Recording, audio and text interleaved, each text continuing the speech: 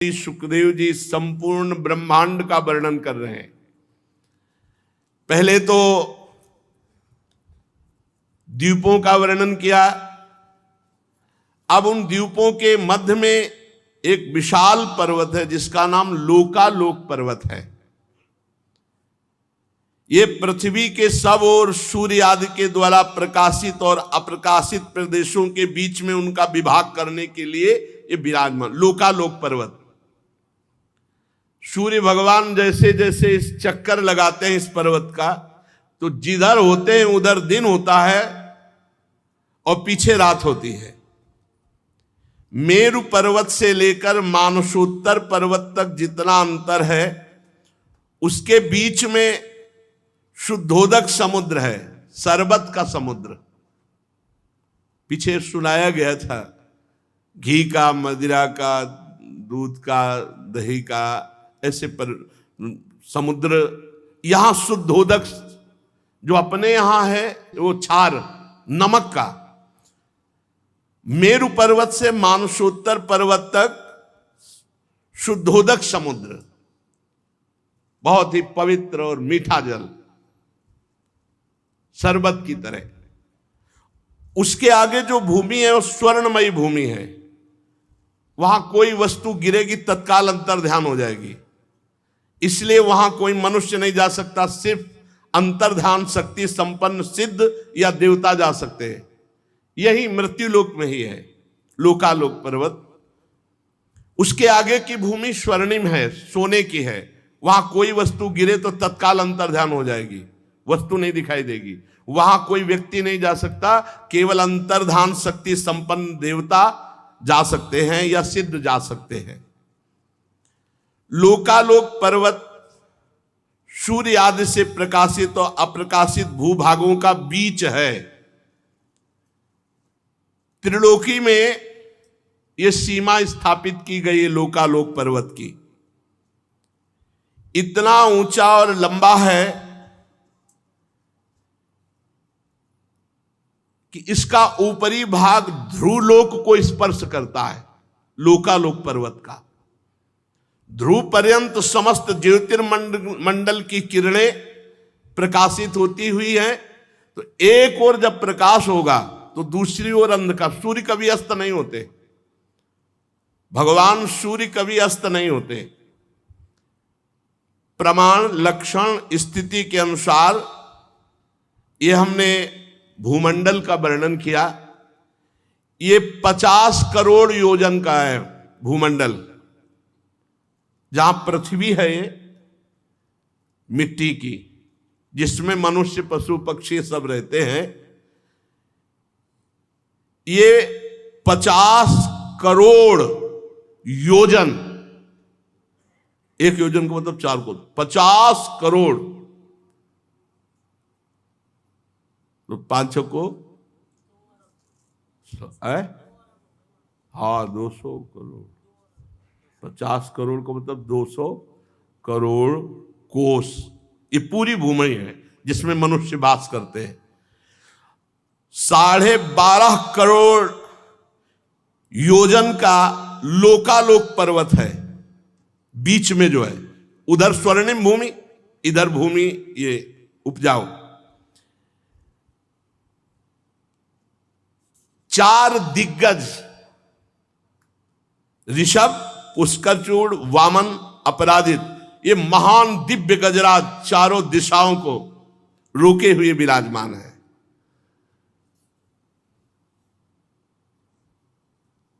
दिग्गजों को इंद्रादि लोकपाल लोगों के कल्याण के लिए विराजमान किए हुए ये दिग्गज। सर्वांतर्यामी परम पुरुष भगवान विश्वक्सेन इनको अपार सामर्थ्य दिए हुए हैं। योग माया से रचे हुए भगवान के भूमंडल का वर्णन हुआ। सूर्य की स्थिति, वैसे विज्ञान कहता है कि भूमि घूमती है, लेकिन हमारा शास्त्र कहता है कि सूर्य चक्कर लगाते हैं। पृथ्वी के बीच में जो ब्रह्मांड का केंद्र है, ब्रह्मांड गोलक, वो 25 करोड़ योजन का है। 25 करोड़ योजन का है। 50 करोड़ भूमि योजन ये है। उधर तो स्वर्णिम भूमि है लोकालोक पर्वत के, वहां देवता या सिद्ध अंतर ध्यान शक्ति संपन्न जा सकते हैं। और इस को प्रकाशित करते हैं, इसलिए भगवान सूर्य का नाम एक मार्तंड हुआ। हिरण्यमय ब्रह्मांड ये भगवान विराट से प्रकट हुआ, इसलिए इसे हिरण्यगर्भ भी कहते हैं।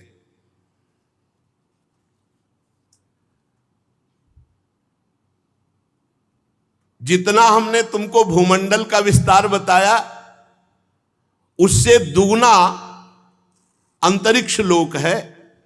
जैसे मटर या चना के एक भाग को जान ले तो दूसरे भाग की लंबाई पता चल जाती है। जितना भूमंडल है 50 करोड़ योजन, और उधर तो द्युलोक भी इतना ही है। और द्युलोक और भूलोक के बीच में एक अंतरिक्ष लोक है। ये दोनों का संधि स्थान है। मध्य भाग ग्रह नक्षत्र विराजमान है। अंतरिक्ष में भूमंडल और अंतरिक्ष के बीच में ही ये ग्रह नक्षत्र दिखाई दे रहे हैं। इनके ऊपर द्युलोक है, जहां किसी यंत्र का प्रवेश ही नहीं हो सकता है। वहां तो आगे द्युलोक में फिर स्वर्ग आदि की तरफ यात्रा सब सिद्ध और देव पुरुष करते हैं।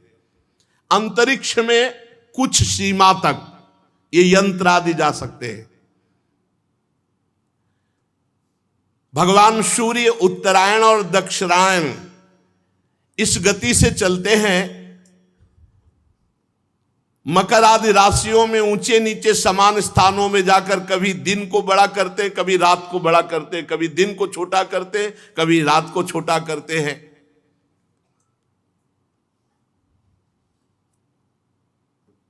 पंडित जन बताते हैं, पंडित माने ज्ञानी जन, मानसोत्तर पर्वत पर सूर्य की परिक्रमा का मार्ग 9 करोड़ 51 लाख योजन है। एक राउंड 9 करोड़ 51 लाख योजन। मेरु पूर्व की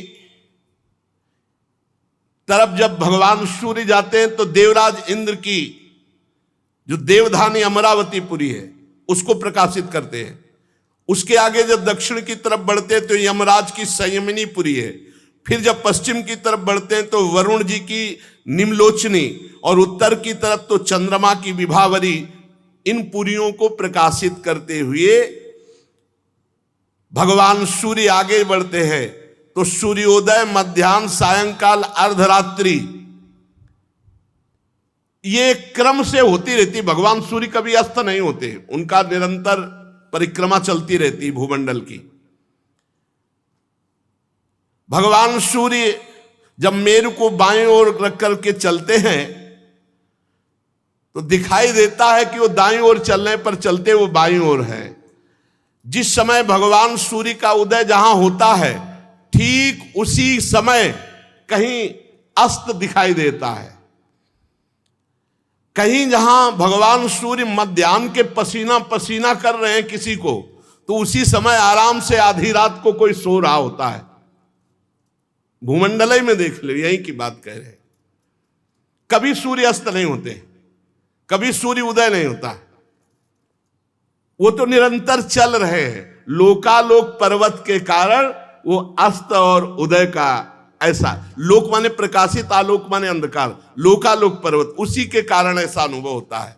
जहां कहीं आधी रात होगी तो कहीं पसीना चुआ रहे होंगे, दोपहर होगा, कहीं प्रातः हो रहा होता है तो कहीं वो अस्त हो रहे होते। वो पहाड़ पर्वत के कारण सूर्य भगवान ना अस्त होते ना उदय होते हैं। जिन लोगों को सूर्य भगवान मध्याह्न में दिख रहे हैं उसी समय कहीं अंधकारमयी रात्रि होती है। सूर्य भगवान जब इंद्र की पुरी से यमराज की पुरी को चलते हैं तो 15 घड़ी में 2.25 करोड़ 12.5 लाख और 25,000 योजन, इस रफ्तार से चलते हैं। 15 घड़ी में 2.25 करोड़ 12.5 लाख 25,000 योजन यात्रा तय करते हैं। बहुत रफ्तार की भगवान सूर्य की गति है। इसी क्रम से वरुण और चंद्रमा की पुरियों को पार कर इंद्रपुरी में पहुंचते हैं। इस प्रकार चंद्रमा आदि अन्य ग्रह भी ज्योतिष चक्र में अन्य नक्षत्रों के साथ उदित और अस्त होते रहते हैं। भगवान सूर्य का वेदमय रथ एक मुहूर्त में 34,08,000 योजन की रफ्तार से चलता है। एक मुहूर्त में, बहुत छोटा समय मुहूर्त होता है, 34,08,000 योजन की रफ्तार से चलता है। आज तक हमें लगता है कोई ऐसी गाड़ी नहीं बनी होगी, कोई हेलीकॉप्टर या कोई भी वाहन नहीं बना होगा। नहीं, ऐसा नहीं बना होगा कि एक मुहूर्त में 34,08,000 योजन, कोई नहीं। इस रफ्तार से सब पूरे ब्रह्मांड को प्रकाशित करते हुए भगवान सूर्य संवत्सर नाम का एक चक्र पहिया, 12 मास रूपी अरे, 6 ऋतु रूपी नेमी, 3 चौमासे रूपी नाभि और रथ की धुरी का एक सिरा मेरु पर्वत की चोटी पे रखा हुआ है और दूसरा मानसोत्तर पर्वत पे, और निरंतर भगवान सूर्य का रथ घूमता रहता है। एक पहिया सुमेरु पर्वत पर, एक मानसोत्तर पर्वत पर, और बीच से एक यंत्र गया जो ध्रुवलोक से कनेक्शन है। जैसे ऊपरी भाग को रोके तो ऐसे रथ से ऊपर ध्रुवलोक से कनेक्शन। एक पहिया सुमेरु, एक मानसोत्तर पर्वत, और बीच की यात्रा चलती है जिसमें भगवान सूर्य बैठते हैं। वो सिंहासन रथ का जानते हो कितना बड़ा है? 36 लाख योजन। सूर्य भगवान को ऐसे थोड़ी कि हमारी तुम्हारी तरह वैसे बैठे हैं कि हाथ दो हाथ में बैठ गए। 36 लाख योजन रथ में बैठने का स्थान है भगवान सूर्य के। रथ पूरा जो रथ है वो 9 लाख योजन चौड़ाई, तो जिसमें बैठते हैं 36 लाख योजन, और पूरा रथ ऐसे 9 लाख योजन का है। जुआ जिसमें घोड़े, तो वो 36 लाख योजन का लंबा जुआ है। तो घोड़े कौन है? साक्षात गायत्री। 7 छंद जो गायत्री के हैं, मूर्तिमान वहां अश्वरूप धारण करके विराजमान है। और सारथी कौन है? अरुण जी महाराज, गरुण जी के बड़े भाई अरुण जी। इनके कमर के नीचे का अंग तैयार नहीं हुआ था, आगे प्रसंग में आएगा। ये भगवान सूर्य की तरफ मुख करके बैठते हैं, आगे की तरफ नहीं, आगे की तरफ पीठ करके बैठते हैं। भगवान सूर्य की तरफ मुख करके बैठते हैं महाराज अरुण, गरुण जी के बड़े भाई अरुण जी। ये सारथी हैं भगवान सूर्य के। गायत्री मूर्तिमान छंद, ये 7 घोड़े हैं। रफ्तार एक मुहूर्त में 34,08,000 योजन।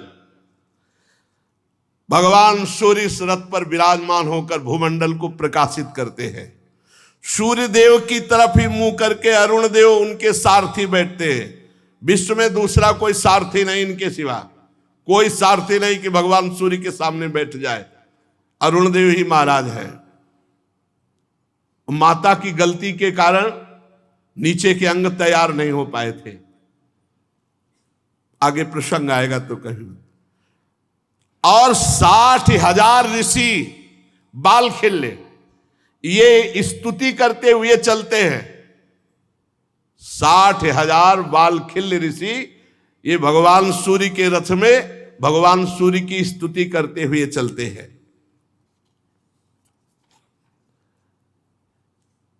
ऋषि, गंधर्व, अप्सरा, नाग, यक्ष, राक्षस, देवता, ये 14 कोई नृत्य कर रहा है, कोई गान कर रहा है, कोई स्तुति कर रहा है, कोई ऐसे चलते हैं भगवान सूर्य।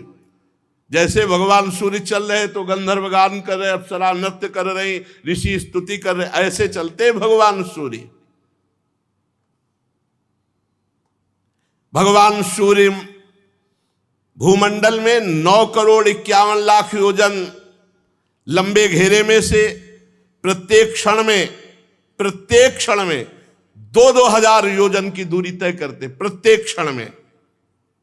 परीक्षित ने कहा, महाराज आपने जो कहा कि भगवान सूर्य राशियों की ओर जाते समय मेरु और ध्रुव को दाईं ओर रखकर चलते, पर दिशा दिखाई देती है कि वो दक्षिण की ओर चल रहे हैं।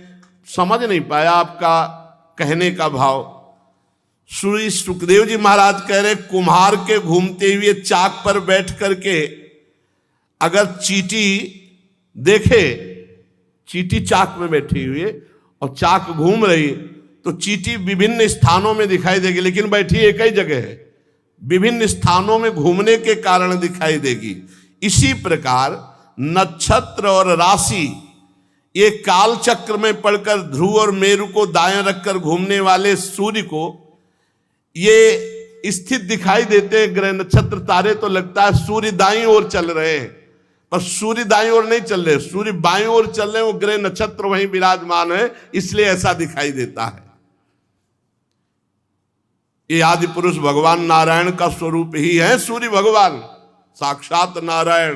बोले कहाँ है भगवान, तो देखो ना किसने सूर्य भगवान को प्रकट किया है, कौन प्रकाश दे रहा है। प्रत्यक्ष में भगवान नारायण है सूर्य भगवान। ये वेदमय विग्रह से 12 मासों को विभक्त करते हैं और 6 ऋतुओं को, यही भारत देश में, अन्यत्र यह नहीं है। 6 ऋतुएं अन्यत्र नहीं है। आप देखो कहीं कहीं एकदम शीतलता ही शीतलता मिलेगी, गर्मी, बरसात, हेमंत, ये शिशिर, ये सब कहीं तो एकदम ठंड, और कहीं इतनी गर्मी की पूछो मत। वर्णाश्रम धर्म के अनुसार इन्हीं भगवान सूर्य नारायण की उपासना करके परम पद को भी प्राप्त किया जाता है। सूर्य भगवान संपूर्ण लोकों की आत्मा है, इन्हीं से रात दिन का विभाग होता है। उनका एक अव्यय ऋतु कहलाता है। आकाश में भगवान सूर्य का जितना मार्ग है वो आधा जब तय कर लेते हैं तो उसे एक अयन कहते हैं। दक्षिणायन और उत्तरायण से 2 भाग। इस प्रकार सूर्य की स्थिति से 1,00,000 योजन ऊपर चंद्रमा विराजमान है। परमहंस श्री सुखदेव जी कह रहे, और भगवान श्री कृष्ण द्वैपायन व्यासदेव जी त्रिकालज्ञ वो लिख रहे हैं, जो अभी आपने सुना वो भगवान सूर्य की गति। अंतरिक्ष के ऊपर जो द्युलोक है, उस द्युलोक के ऊपर सब पुरियों को प्रकाशित करते हुए भगवान सूर्य जो सुमेरु आदि में विराजमान अपने रथ पर, वहां किसी की पहुंच आज तक किसी की नहीं है। फिर कह रहे सूर्य से ऊपर 1,00,000 योजन चंद्रमा विराजमान है। हमारा शास्त्र कह रहा है कि सूर्य से ऊपर 1,00,000 योजन चंद्रमा विराजमान है। चंद्रमंडल, चंद्रमा की चाल सूर्य से भी बढ़कर तेज है, इसलिए वो सब नक्षत्रों के आगे रहता है। सूर्य के 1 वर्ष के मार्ग को चंद्रमा 1 महीने में तय कर लेता है, और इस 1 महीने के मार्ग को 2.25 दिन में, और 1 पक्ष के मार्ग को 1 ही दिन में तय कर लेता है। ये कृष्ण पक्ष में क्षीण होती हुई कलाओं से पितृगण के, और शुक्ल पक्ष में बढ़ती हुई कलाओं से देवताओं के दिन रात का विभाग करता है। 30-30 मुहूर्त में एक नक्षत्र को पार करता है। ये अन्नमय अमृतमय होने के कारण समस्त जीवों की प्राण और जीवनी शक्ति को बढ़ाता है। चंद्रमा 16 कलाओं से युक्त है। ये मनोमय, अन्नमय, अमृतमय पुरुष स्वरूप भगवान चंद्रमा है। ये देवता, पितर, मनुष्य, भूत, पशु, पक्षी, सरीसृप, वृक्ष आदि सबके प्राणों का पोषण करता है, इसलिए सर्वमय देव चंद्रमा को कहा गया। चंद्रमा से 3,00,000 योजन ऊपर अभिजीत के 28 नक्षत्र विराजमान हैं। इन्हें भगवान ने काल चक्र में नियुक्त किया है। ये मेरु को दाईं ओर रखकर घूमते हैं। और देखो, चंद्रमा से 3 लाख ऊपर अभिजीत 28 नक्षत्र, और अभिजीत नक्षत्रों से 2 लाख योजन ऊपर शुक्र देवता विराजमान है। शुक्र नक्षत्र सूर्य की शीघ्र मंद और समान गतियों के अनुसार उन्हीं के समान ये कभी आगे कभी पीछे चलते हैं। ये बहुत मंगलकारी ग्रह है शुक्र, खूब वर्षा कराने वाला और बहुत मंगलकारी ग्रह शुक्र ग्रह है। ये सबके अनुकूल रहता है। शुक्र की गति जैसी वैसे ही चंद्रमा के पुत्र बुध की गति है।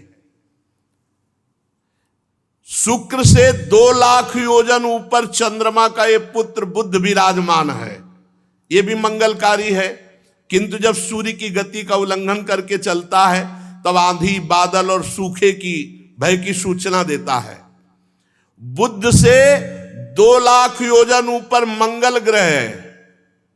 यदि ये वक्र गति से न चले तो एक एक राशि को 3-3 पक्ष में भोगता हुआ 12 राशियों को पार करता है। ये सबका अशुभ करने वाला अमंगल सूचक ग्रह है मंगल। इसके मंगल ग्रह के 2 लाख योजन ऊपर बृहस्पति जी विराजमान है। ये वक्र गति से न चले तो एक एक राशि को एक एक वर्ष में भोगते हैं। ये धर्म से चलने वाले ब्रह्म ऋषियों के सदा अनुकूल रहते हैं बृहस्पति गुरुदेव। और बृहस्पति जी के ऊपर 2 लाख योजन के ऊपर शनि भगवान विराजमान है। 30-30 महीने तक एक एक राशि को भोगते हैं। ये सब राशियों को पार करने में 30 वर्ष लगाते हैं। ये सबके लिए अशांति कारक है। अगर ये विपरीत हो जाए तो बहुत ही हानि पहुंचा दे शनि भगवान। वो हैं सबके विपरीत ही। भगवान का भजन कर ले तो इनकी विपरीतता काम नहीं करेगी, और अगर भगवान का भजन नहीं करोगे तो ये हैं जैसे मंगल है और शनि है, मानो जेलर, जो बुरा करेगा बहुत, और भगवान के शरण में रहोगे तो सब मंगल करेंगे। जो पे कृष्ण चरण मन अर्पित तो करी है का नवग्रह रंक, हरिवंश महाप्रभु कहते। और शनि भगवान से 11 लाख योजन ऊपर सप्त ऋषि विराजमान है। ये ध्रुवलोक की परिक्रमा करते रहते हैं और सब पूरे विश्व का मंगल करने की भावना रखते हैं। सप्त ऋषियों से 13 लाख योजन ऊपर ध्रुवलोक विराजमान है। चरम सीमा है ये ऊंचाई की। ये आकाश जो देख रहे हो ना, ये अनंत है। ये सीधा ऊपर लंबाई है, किसी की पहुंच नहीं, किसी की पहुंच नहीं। भगवान विष्णु का परम पद जो ध्रुव जी को मिला, ये सप्त ऋषियों से 13 लाख योजन ऊपर है। अगर सब जोड़ किए जाएं तो होश उड़ जाएंगे कि ध्रुव जी कहां विराजमान है। बहुत ऊंचाई पर सबसे उत्तानपाद के पुत्र परम भक्त जहां ध्रुव जी विराजमान है, तो अग्नि देवता, इंद्र देवता, प्रजापति, कश्यप, धर्म, सप्त ऋषि ये सब प्रदक्षिणा करते हुए प्रणाम करते रहते हैं ध्रुव जी को। कल्प पर्यंत रहने वाले लोक इन्हीं के आधार से स्थित है। जैसे किसी यंत्र के द्वारा बीच में किसी को रोका जाए, ऐसे भगवान सूर्य के रथ का कनेक्शन है ध्रुवलोक से, ऐसे ऊपर से पकड़े हुए, और 2 इधर बीच में पूरा राउंड मारते रहते हैं। सदा जागते रहने वाले अव्यक्त भगवान काल के द्वारा ग्रह, नक्षत्र, ज्योतिर्गण ये निरंतर घुमाए जाते हैं, पर ध्रुवलोक आधार स्तंभ की तरह रहता, कभी नहीं घूमता, सब इनकी परिक्रमा करते हैं। कोई भगवान की योग माया से युक्त, इसे शिशुमार चक्र भी कहते हैं, जो ध्रुव जी की परिक्रमा करते हैं। ध्रुव जी का लोक जो वर्णन है, परीक्षित, कुछ लोगों का कथन है कि सूर्य से 10,000 योजन नीचे राहु नक्षत्र घूमता है। ये देवत्व को प्राप्त हो चुका है। समुद्र मंथन के समय जब अमृत निकला था तो इसने चोरी चोरी पी लिया था। ये सिंगिका का पुत्र असुराधम इस पद के योग्य तो नहीं था, पर इसने देवत्व प्राप्त कर लिया राहु ने, क्योंकि भगवान दैत्यों की तरफ देखकर ऐसे मुस्कुराते हुए पिलाते चले जा रहे थे। तो इसने देखा कि मामला तो गड़बड़ है, कलश तो पूरा उलटने वाला है। तो सूर्य चंद्रमा के बीच में होकर तो कहा भगवान ये तो पी लिया, तो अभी गले के नीचे नहीं ले जा पाया था, सुदर्शन चक्र से उड़ा दिया, तो ऊपर का देवत्व को प्राप्त हो गया। इसका वर्णन हम आगे करेंगे। सूर्य का जो ये अत्यंत तपता हुआ मंडल है, ये 10,000 योजन का है। सूर्य नहीं, सूर्य तो आप देखे जितने में बैठे थे, मंडल तेज ये 10,000 योजन का, 10,000 योजन का। चंद्रमा का मंडल 12,000 योजन का है और राहु का मंडल 13,000 योजन का, इसीलिए वो ऊपर छाता है तो सूर्य और चंद्र ढक जाते हैं। अमृत पान कर किए हुए राहु ये देवताओं के समान हो चुका है, क्योंकि अमृत पान कर चुका है। चंद्रमा और सूर्य के बीच में बैठा था तो चंद्रमा और सूर्य ने ही पोल खोल दी, भगवान ये तो दैत्य है, तो तुरंत सुदर्शन चक्र से, तो उस दिन से वैर भाव रखकर अमावस्या और पूर्णिमा को चंद्र ग्रहण और सूर्य ग्रहण ये करता है। और ये बड़ा है, मंडल इसका बड़ा है 13,000 का, तो इसलिए ढक लेता है। तो सूर्य और चंद्रमा से वैर करने के कारण भगवान ने सुदर्शन चक्र को आज भी नियुक्त कर रखा है सूर्य और चंद्रमा की रक्षा के लिए। तो ये डरता रहता है, केवल चंद्र ग्रहण और सूर्य ग्रहण जो अमावस्या पूर्णिमा को होता है भगवत विधान से उतने ही समय के लिए, नहीं हर समय डरता रहता है। निरंतर सुदर्शन चक्र घूमता रहता है और रक्षा करता रहता है सूर्य और चंद्रमा की। राहु उद्युग्न नहीं कर पाता, नहीं उद्युग्न कर दे सूर्य और चंद्रमा को, इतना बलवान है। ये सुदर्शन के तेज से उद्युग्न होकर कुछ मुहूर्त वो सूर्य चंद्र के समीप जाता और डर कर भागाता, उसी को ग्रहण कहते हैं। राहु से, अब ये नीचे की बातें होती चली जा रही, ऊपर की सुन। राहु से, सूर्य से नीचे 10,000 योजन पर राहु है, और राहु से 10,000 नीचे योजन, 10,000 योजन नीचे जितने सिद्ध है, चारण हैं, विद्याधर हैं, इनके स्थान हैं।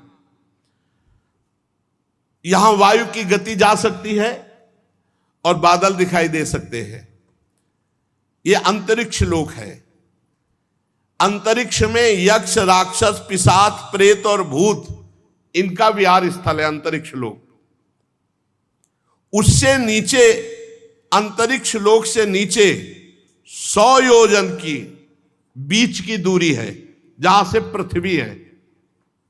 यक्ष, राक्षस, पिशाच, प्रेत, भूत ये अंतरिक्ष लोक में वास करते हैं। अंतरिक्ष लोक से हजारों योजन ऊपर सिद्ध, चारण, विद्याधर, उनसे 10,000 योजन ऊपर राहु, और राहु से 10,000 योजन ऊपर सूर्य मंडल, सूर्य नहीं सूर्य मंडल, उसके नीचे 100 योजन का जो मार्ग है, फिर ये पृथ्वी लोक में आता है। 100 योजन मतलब 400 कोस, और 4 से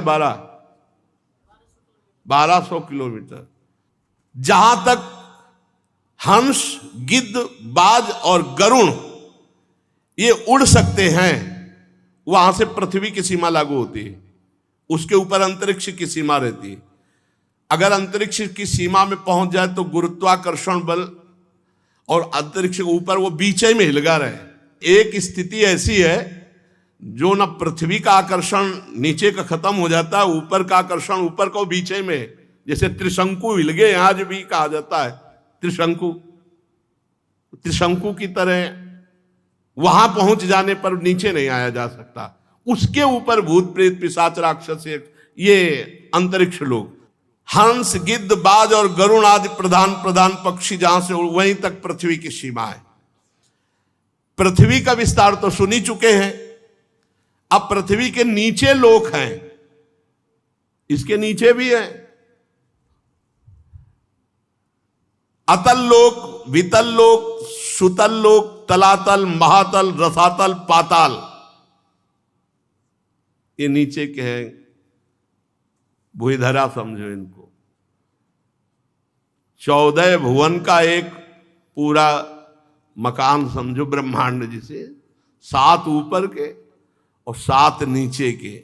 अतल लोक, वितल लोक, सुतल लोक, तलातल लोक, महातल लोक, रसातल लोक, पाताल लोक, ये 7 लोक नीचे हैं और 14 भुवन का एक ये भगवान। और ऐसे अनंत ब्रह्मांड कैसे? बोले एक रोमकूप में अनंत ब्रह्म दिखलावा माते इतना भूत रूप प्रचंड, रोम रोम प्रति लागे कोटि कोटि ब्रह्मांड, ब्रह्मांड निकाया निर्मित माया, रोम रोम प्रति भेद कहे। वो भगवान है, उनकी लीला ऐसी है, उनकी माया ऐसी कि कोई पार नहीं पा सकता। ये एक 10,000 योजन की दूरी पर स्थित है, 10,000 योजन। इनमें स्वर्ग से भी अधिक सुख है नीचे के लोकों में। यहां पृथ्वी से 10,000 योजन पर अतल लोक का राज्य है। 10,000 योजन भगवान भेजते हैं इन लोकों में। इनमें स्वर्ग से भी अधिक सुख है। इसमें स्वर्ग से भी अधिक अप्सराएं, विषय भोग, ऐश्वर्य, आनंद, संतान सुख, धन संपत्ति, वैभव, उद्यान, क्रीड़ा स्थली और मायामय दिव्यमय बड़े वैभव। अरे सबसे इसे भौम नरक कहते हैं जिसमें आप रह रहे हैं। समस्त भगवान की जितनी रचना है उतनी रचना में सबसे ज्यादा जो दुखद है वो यही है लोक, मृत्यु लोक। सबसे दुखद। जी लोक के प्राणी में दुर्गंध नहीं मिलेगी आपको। दैत्य लोग भी देखो जाके कैसे बने हुए हैं। देवलोक जब वर्णन आता है ना, मानव जीवन तो केवल भगवान का भजन कर ले यही सी बात के लिए श्रेष्ठ है और किसी बात के लिए श्रेष्ठ नहीं। कह रहे हैं कि इतना सुख है नीचे के लोकों में कि देवराज इंद्र को भी वो सुख नहीं जो नीचे के लोकों में है। वहां सुंदर सुंदर स्त्री, पुत्र, बंधु बांधव, सेवक और संपत्ति, मतलब इंद्र की सामर्थ्य नहीं है कि उन सुखों को सोच सके जैसा इन लोकों में सुख है। महाराज, मैदानों की बनाई हुई अनेक पुरियां जगमगाती हैं और सुंदर सुंदर मणियों से जटित हर मकान है वहां मणियों से जटित है। परकोटे, नगर द्वार, सभा भवन, बड़े सुंदर आंगन और बड़ी सुंदर सुंदर स्त्रियां, बड़े सुंदर पुत्र परिवार, फर्श बड़ी सुंदर, कबूतर, तोता, मैना, इनकी किलोल देख ले तुम। ये पुरियां इतनी सुंदर कि देवराज इंद्र कल्पना नहीं कर सकते, इतना सुख है इनमें। सोचो धाम में कितना सुख होगा भगवान के, जहां बैठे हो। इतने बगीचे सुंदर हैं कि देवलोक के बगीचे भी समानता नहीं कर सकते। और ऐसे सुंदर सरोवर मणिजटित, खूब सुंदर डालियां फूलों की खिली हुई, तरह तरह की लताएं, तरह तरह की खुशबू। मानो देव में भजन कर ले यही सुख है और कोई सुख नहीं। कोई सुख देख ले सुख तो यह है। ऐसी ऐसी रंग बिरंगी मछलियां जल में, जल एकदम निर्मल, कमल, कुमुद, कुवलय, कल्हार, नील कमल, लाल कमल, शतपत्र कमल, ये खिले हुए सरोवर, सबके अलग अलग अलग भवन, अलग सरोवर। जैसे यहाँ वो पानी का क्या कहते हैं जो मकानों के बगल में बने होते, जहां स्विमिंग पूल, अलग अलग मछलियां, कमल सब खिले हुए, बड़े सुंदर। इंद्रियां आश्चर्य में हो जाए ऐसे लोकों के सुख। अच्छा, वहां सूर्य का, चंद्र का प्रवेश नहीं है नीचे के लोकों में। ऊपर के लोकों में तो है। वहां दिन रात का विभाग नहीं है, दिन रात नहीं है, कोई खटका नहीं। वहां दिव्य मणियां ऐसी चमक रही कि हर समय प्रकाश रहता है, रात्रि नहीं। और उस लोक के निवासियों का आहार क्या है? दिव्य औषधियां, दिव्य रस, दिव्य पान और वहां का स्नान मात्र करने से शरीर निरोग, ऐसा जल है।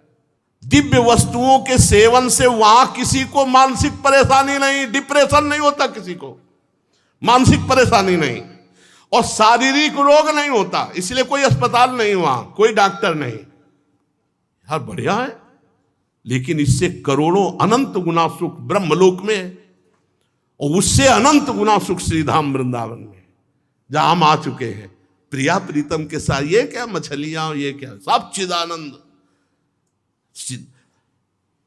वहां किसी की झुर्रियां नहीं पड़ती, वहां बाल किसी का नहीं पकते, झुर्रियां नहीं पड़ती, बाल नहीं पकते, और कभी कोई बूढ़ा नहीं होता, और देह की कांति मलिन नहीं होगी, साफ चिकने एकदम। शरीर में किसी के दुर्गंध नहीं आएगी, पसीना नहीं आएगा कभी शरीर में, कितना भी मेहनत करो थकावट नहीं, शिथिलता नहीं, आयु के साथ अवस्था नहीं बदलेगी, हर समय जवान। ये नीचे के लोगों की है बात। सब सुंदर, सब स्वस्थ, सब जवान, सब शक्ति संपन्न। यहां पुण्य पुरुषों का प्रवेश होता है, और यहां मृत्यु होती सिर्फ सुदर्शन चक्र से। यहां भगवान के परम पावन सुदर्शन चक्र से ही सबकी मृत्यु होती है। जब मृत्यु होगी तो सुदर्शन चक्र से, ना बुढ़ापा, ना थकावट, ना झुर्रियां, ना कोई रोग, ना कोई, आनंद ही आनंद। और मरना भी किससे? सुदर्शन चक्र से। आप ये समझ लो, भजन कर लो तो ये लोक बढ़िया हो गया। भजन कर लो तो चाहे नीचे जाना चाहो नीचे, ऊपर जाना चाहो ऊपर, भगवान के धाम जाना चाहो भगवान के धाम। और किसी भी प्रकार मृत्यु नहीं हो सकती, केवल सुदर्शन चक्र से मृत्यु होगी। और सुदर्शन चक्र के आते ही गर्भ से लेकर के बाहर जो गर्भस्राव भी हो जाता है। मैदानों का पुत्र असुर यहां का राजा है, पहला जो लोक है अतल लोक। 96 प्रकार की माया के द्वारा अपनी प्रजा को सुख प्रदान करता रहता है। और कोई ऐसा मायावी नहीं है जैसा मैदानों सृष्टि में मायावी हो, उसका पुत्र मैदानों का असुर बल। 96 प्रकार की माया के, और हमारे भगवान अनंत माया के अधिपति हैं, हम उनके दास हैं। उसने एक सुंदर स्त्री जाति प्रकट की है अपने लोक में, जम्हाई लेकर, उसका नाम स्वैरिण। ऐसी कामनी है ही नहीं सृष्टि में जैसी उसने पैदा की है, स्वयं प्रकट किया उसने। स्वैरिणी, ये ऐसी कामिनी है, कोई ऐसा नहीं जो लुभायमान ना हो जाए, अपने देश में रखता है, अतल लोक में स्वयं प्रकट किया है। फिर दूसरी प्रकट की है पुष्चली, महान चंचल स्वभाव की।